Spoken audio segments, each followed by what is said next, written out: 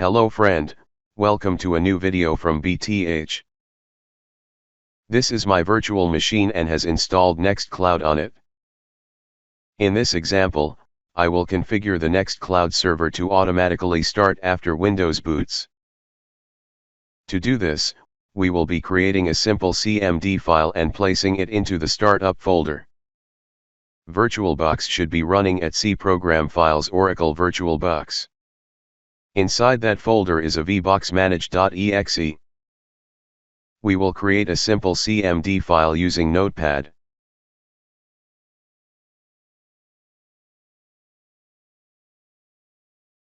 Next step, you define the virtual machine name.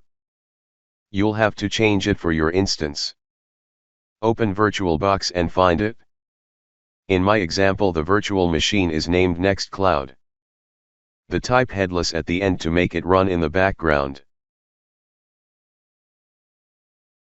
Remember to save the file with the extension CMD. For example, name it nextcloud.cmd. Next, open Run and type shell2.startup. Then drag and drop your file into Startup folder.